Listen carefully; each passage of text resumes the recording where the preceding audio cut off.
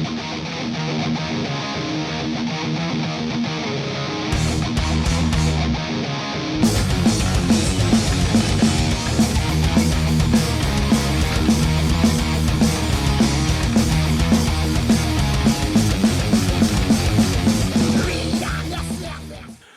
up, everybody? My name is Scott Waters. Welcome to No Life Till Metal. Today I'm going to be doing a What's Spinning. I've had a bunch of things happening in life recently, which is why I haven't done a whole lot of videos recently. First of all, I am now in business on my own. I work for myself, so that's a big step for me, and I'm really excited about it. As part of that, I took 2 weeks off to work from home without anything else, and that whole time frame, I decided I'm just going to listen to music that I want to hear. I'm not going to listen to anything new. I'm not going to buy anything new. I just want to play some albums that I know I love and enjoy. So as I was listening, 2 weeks of being home almost all day long and listening to records, I have a pile of records here that I want to show off. So this What's Spinning, I'm just gonna snap them out quickly, not say a whole lot about them, just kind of want to show them real quickly. Otherwise this would be a ridiculously long video. So this is mostly what I've been listening to in the last few weeks, but this is Castle Donington Live 1980. Fantastic compilation of live material from obviously Rainbow, Scorpions, April Wine, Saxon, Riot, and Touch. 2 songs from Rainbow, 2 songs from Scorpions, 1 song each from April Wine, Saxon, Touch, and Riot. And the Riot song is Road Racing. Great song on there. Next up, one I've shown before, but this is Tamplin, Axe to Grind. Ken Tamplin, just a fantastic vocalist and guitar player. Has written with Kiss, among others. He has a vocal school now that he does, but this is just great old school heavy metal. A little more on the poppy side of things, but very good album from him. Only ever released in Europe on vinyl, unfortunately. Aska, Fire Eater, U.S. Power Metal, George Collin vocals, fantastic album. This is their most recent release, most recent vinyl release.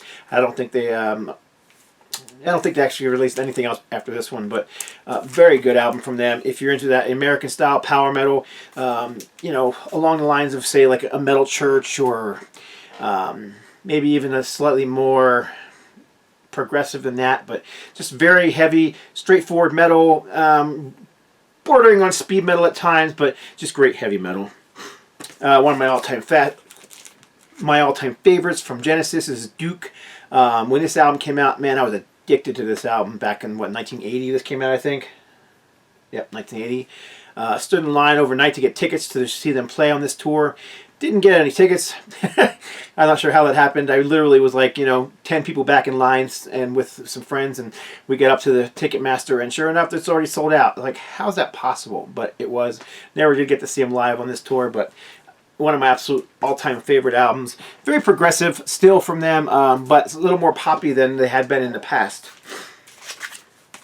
Death Angel, this is The Evil Divide.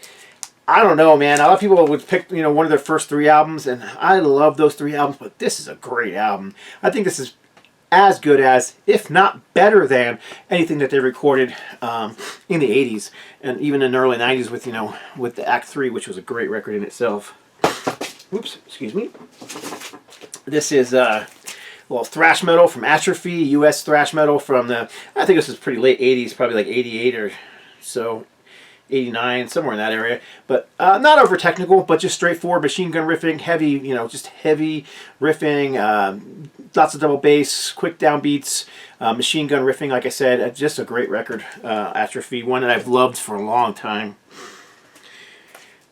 Pulled out the some old Creator, Terrible Certainty. I still think this is probably my favorite album from now. I don't know, it's hard to pick a favorite when it comes to a band like Creator, but this is one I definitely play very often from them. Also, I played, sitting back here, I played the Renewal album a couple times as well in that time period. Some Ronnie James Dio era Black Sabbath, Mob Rules. Don't really have to say much about that. Just a great album. Greg the Egg, Blackmore Rules, did a comparison of which album you liked better, this one or Heaven and Hell. That got me to wanting to hear it, so I actually listened to this one second. Hard to pick, man, which one I like better, but Sign of the Southern Cross, one of my all-time favorite songs, so I might give the edge of this album just because of that particular song. Some more U.S. power metal, heavy metal. The Fourth Judgment by Jag Panzer, Colorado heavy metal band with Harry the Tyrant Conquering on vocals.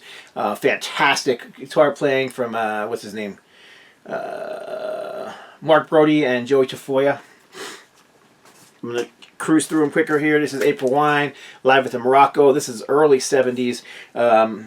April Wine. I think this was their second live album at the time, but this would have been 76, 77, somewhere in that area, before they kind of broke through in the U.S. with Nature of the Beast. Raw, aggressive heavy metal, the original pressing of Twisted Sisters, Under the Blade. You know, people tend to think of Twisted Sister as We're Not Going to Take It and I Want to Rock, which are, you know, very catchy 80s anthems. But this here was much more raw. The recording's raw. The songs are fast, upbeat. And even a slower song like Destroyer is still very, very heavy. And I don't think they ever really sound quite as heavy as this one. You Can't Stop Rock and Roll, pretty close, but this is definitely the heaviest of the Twisted Sister catalog and probably the fastest as well. They were just young and hungry, and that's a great album from them.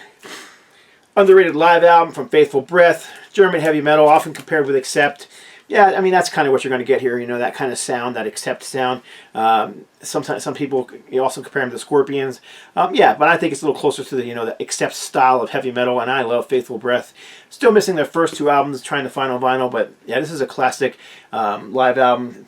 Probably the end of the era for them, actually, if I'm not mistaken.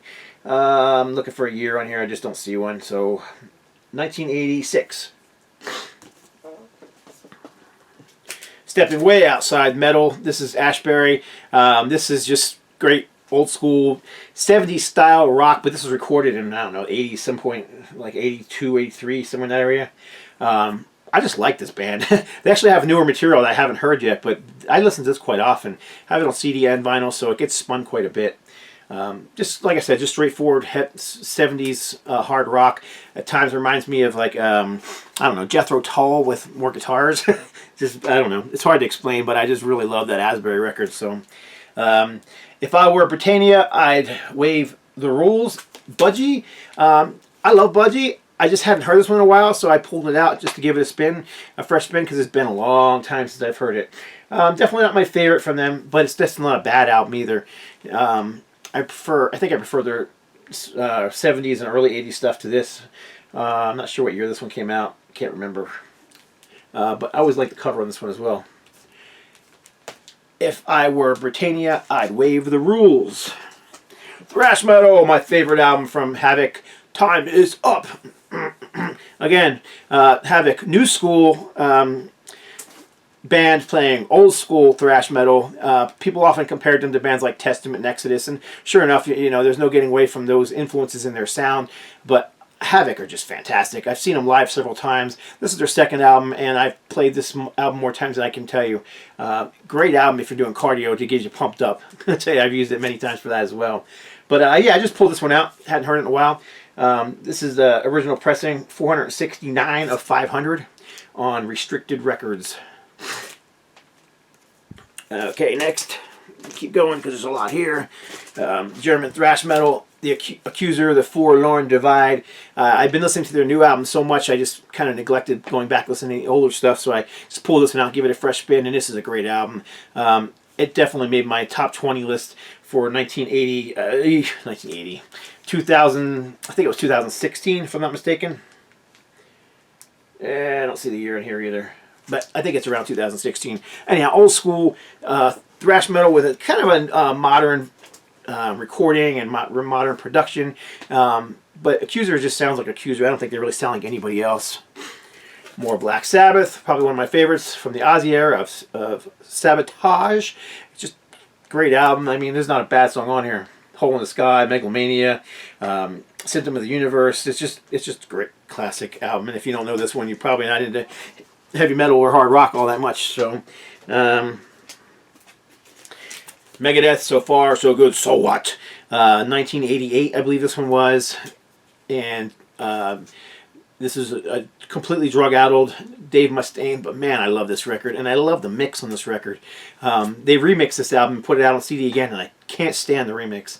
It's just this is just one of those albums I wish they wouldn't have messed with, because I just like it the way it is, especially in the intro, Into the Lungs of Hell and Set the World Afire. It's just so raw and heavy, and the remix just, I don't know, I just didn't care for it. So always prefer to listen to the original on vinyl than I do to the CD remix. Let's see what else we got here. Some classic heavy metal from Saint. Josh Kramer on vocals. This is, just like I said, straightforward heavy metal. Great band. I just never seem to get enough of this album, so I play it quite a bit. Time's End, 1986.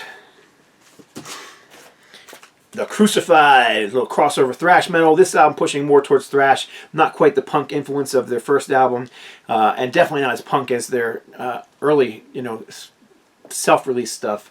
This was some of Greg Minier's finest guitar work, super fast, super heavy, with basically a punk hardcore style vocal singing over top of it. So this is a vinyl reissue. This is not the original cover. It was never released on vinyl at first, so this is the only vinyl release there is of this one. Great album. I just hadn't heard it in a while. Love it, so I pulled out to spin it. California Band. This is Dee Snider's latest album. This is For the Love of Metal. I don't even know if I ever showed this one in any video. This is one that I kind of missed, and probably would have made my 2018 list had I had it before then, but I didn't. There is a few songs I don't care for as much on here. It's really not a Dee Snider solo album as much, although he does sing most of the songs. It's just, I can't remember the name of the guy who actually did most of this stuff. Doesn't matter. There are some great songs on here. I really like the, let's see, where is it? American Made is a great song, and then I really like the title track as well, For the Love of Metal, if that's the name. Yeah, For the Love of Metal, which is the last song on side B. It's probably the heaviest thing that Dee Snider's recorded since that early Twisted Sister era, Under the Blade. A little psychedelic guitar rock from Canada's Frank Marino and Mahogany Rush. Probably one of their more popular albums due to the song Dragonfly. Regardless, I love this record. I love anything by Frank Marino. He's always been one of my favorite guitar players. My bucket list is to meet Frank Marino one of these days. I'd love to meet him, even if just for a moment, just to shake his hand and ask him to sign a record, just because I've been a fan since I was a kid, and I love this record. So, fantastic 70s style hard rock, bit psychedelic, like a Jimi Hendrix style psychedelic. Some people would even call it blues based, but it's more psych than blues. It's definitely not heavy metal, at least not at that point it isn't. German heavy metal from Angel Dust. Hadn't heard this one in a while. Started off as a thrash band. By this point, they were more like an American power metal band, because there was no key. It's not keyboard saturated. It's not Dungeons and Dragons. It's not all double bass all the way through. It's just solid heavy metal. Great vocals, great riffing. Absolutely killer album from them. Probably my favorite from Angel Dust. This is Enlighten the Darkness. First album from Aerosmith. A favorite of mine. Hadn't heard it in a while. Gave it a spin. This is actually the Record Store Day 180 gram repressing. This one's number 1334. I don't know. It doesn't say of how many. So yeah, a little less metal or 70s metal than they would become on albums like Toys in the Attic and Rocks and Draw the Line and whatnot, but a little more blues based, a little more pushing towards like rock and Rolling Stones and Led Zeppelin, which was definitely some of their influences early on here. But still, I love every song on here. Pennsylvania Thrash Metal from Sacrament. This was their second album. This is a reissue on Retroactive Records. First time it was ever released on vinyl was just, what, a year ago, I think, 2018. Originally released in 1992. 1992. Got to do the artwork on this one, which is awesome because I was already a big fan of this album and this band. So, again, very heavy, very brutal thrash metal. High-pitched, kind of yelpy vocals. Fairly clean style vocals. He's got a grit and grind, almost like a Dave Mustaine does. But very cool album from them. It's hard for me to pick between their first, their two main albums, which one I like better because they're so different. But that's a great album. little more progressive, proggy. This is Vandergraaf Generator, world record. This seems to be an album people either love it or hate it. Most fans of this band seem to hate it for some reason. I like it. It's actually the first Vandergraaf album that I had ever heard, so that could be, you know, the big reason why. But yeah, I like this record. I just hadn't heard it in a while, so gave it a fresh spin. I believe they're a German band. Yeah, krautrock. And here is Black Sabbath, Heaven and Hell. Like I said, I played them both. Very cool record. I'd probably, it's hard for me to pick a favorite between the two, but I mean, this every song on here is essential. Neon Nights is brilliant. Walk Away, Lady Evil, Die Young, Wishing Well, Children of the Sea, and of course the title track. I mean, just a great record from Sabbath. I think that those two Dio records that Sabbath did in the early 80s are just brilliant. Japanese pressing of Y&T Black Tiger, California, heavy metal, straightforward heavy metal, leaning a little bit more towards the poppier end of the spectrum. Big hooks. Some people, you know, always compared them to like Van Halen, and there is that kind of, you know, 70s, 80s Van Halen thing going on here, but they were from, you know, California as well, so it's got that kind of vibe going on to it. Yeah, Open Fire is on here. Black Tiger, of course, Barroom Boogie, From the Moon, let's say I already said Hell and High Water. Don't Want to Lose. Just a great album. I mean, a lot of people consider this is, I think, their fourth. So they released 2 albums under Yesterday and Today, and then the next 3 were under Y&T. And most people consider those 3 that they released as Y&T as their best, and I wouldn't disagree with them. I think they're fantastic. This is going on a long time, 15 minutes already. Annihilator, Alice in Hell, thrash metal from Canada, Jeff Waters, killer stuff here. If you don't know this one, you probably aren't a fan of thrash metal, because just fantastic. Along with that one is, this is Never Neverland. This is actually a repressing. My copy of Alice in Hell is a little trash. That one's on my list to find a better copy one of these days. One of my favorite Canadian hard rock bands, heavy metal bands from the 80s. No, it's not Helix. This is Killer Dwarfs. Stand Tall. Stick to Your Guns. It's my favorite from them. I like pretty much everything they've released, but this has always been my favorite. I love the video for this album. If you get a chance, go to YouTube, look for the track. Yeah, Stick to Your Guns. Stand Tall, Stick to Your Guns, and it's a killer video. I love it. It's like the band pressing up their own records because they couldn't get a record deal. It's a funny video with a great song. So, 1986, I think. 1985, maybe. 1986. Killer Dwarfs, Stand Tall. Another Japanese pressing, Michael Schenker Group. Classic album, classic lineup, not much to be said. Just great stuff from the German guitar legend. Raven, I'm always in a Raven mood, so I hadn't heard this particular album in a long time. This is the first album for Joel Hasselvander, who dropped out of the band in 2016 due to some health issues. I still don't know what those health issues were. But yeah, fantastic return to form after Atlantic Records kind of screwing him, you know, making him go into a more commercial pop sound.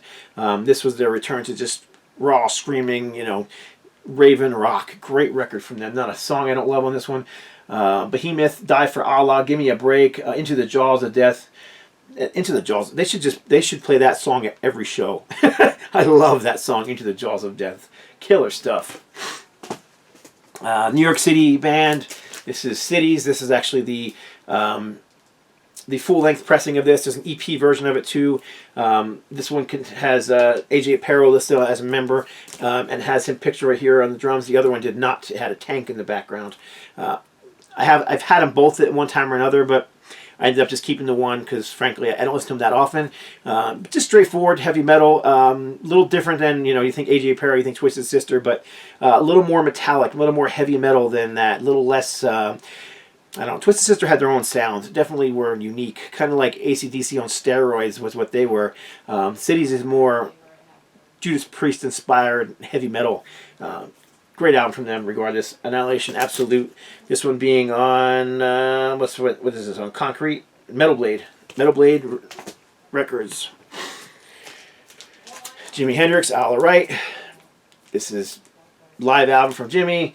Midnight Lightning, Foxy Lady, Lover Man, Freedom, All Along the Watchtower, In the Storm. I'm a huge Hendrix fan, so that's one I had just recently purchased within the last. I didn't purchase it, actually. I got it in a trade from Metal Run, but I just hadn't heard it enough, so I gave it a fresh spin. More prog rock. This is Eloy, Ocean. Love this band. I only have 3 albums by them, but I love all 3 of them. So all their albums are on my want list. So I will be getting more eventually. I just really like this album. So great cover art as well. It is a a poster style fold out cover. I'm not going to take it out. There's just not time for that. Here's one I hadn't heard in a while. Circus of Power.